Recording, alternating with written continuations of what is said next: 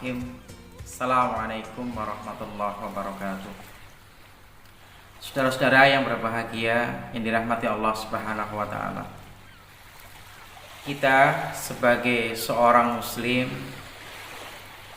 tentu ingin segala apa yang sudah kita lakukan, segala jerih payah yang sudah kita usahakan itu akan mendapatkan ganjaran dari Allah Subhanahu wa taala yang maksimal. Tetapi ketika kita ditanya, kira-kira ibadah apa, amalan apa yang mampu menjadikan kita masuk dalam surga, tentu tidak ada yang tahu satupun di antara kita. Kadang-kadang kita juga berpikir, apakah amalan ini mampu menjadikan kita masuk surga? Atau jangan-jangan amalan yang itu yang mampu menjadikan kita masuk ke surga? Artinya adalah bahwa kita tidak tahu secara pasti amalan apa, ibadah yang mana yang menjadikan kita masuk ke surga. Maka dari itu kaum muslimin, saudara-saudara yang dirahmati Allah Subhanahu wa taala, kita dilarang oleh Rasulullah sallallahu alaihi wasallam untuk menyepelekan kebaikan. Seberapapun itu kebaikan tidak boleh kita sepelekan. Sekecil apapun itu kebaikan, sekecil apapun itu ibadah, tidak boleh kita menganggap remeh. Kenapa? Ya tadi, kita tidak tahu mana yang mampu menjadikan kita masuk ke surga. Saudara-saudara yang dirahmati Allah, bisa jadi perbuatan yang kita lihat wah, yang kita anggap itu luar biasa, ternyata itu tidak bernilai ibadah di hadapan Allah. Dan sebaliknya, bisa jadi perbuatan, amalan yang dipandang orang itu remeh, kita juga menganggapnya sesuatu yang tidak luar biasa, tapi justru itu yang menjadikan kita masuk surga. Belum tentu orang yang bersedekah banyak, jutaan, miliaran, itu mampu memasukkan orang itu ke surga. Bisa jadi seseorang hanya bersedekah misalkan segelas air mineral, memberikan untuk orang yang berbuka puasa, ya, memberikan sesuatu yang sangat sederhana yang tidak ada nilainya, tetapi kita memberikannya dengan rasa ikhlas, tidak ada pamrih kepada orang, kemudian kita betul-betul mengharap pahala yang terbaik dari Allah Subhanahu wa taala. Oh, itu mungkin yang bisa memasukkan ke surga. Makanya Rasulullah Shallallahu Alaihi Wasallam itu mengatakan, jangan sekali-kali kita menyepelekan, meremehkan perbuatan-perbuatan baik, perbuatan-perbuatan yang positif, walaupun nilainya sangat sederhana.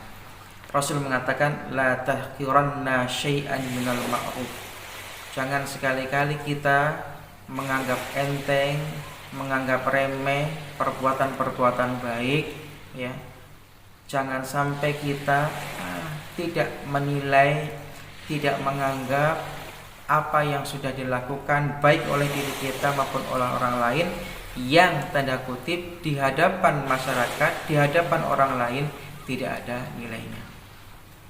Coba kita tengok di dalam sejarah, banyak hadis-hadis yang menjelaskan tentang orang-orang yang bisa masuk surga hanya karena amalan-amalan yang sangat ringan, hanya karena perbuatan-perbuatan yang dinilai oleh orang lain tidak ada harganya.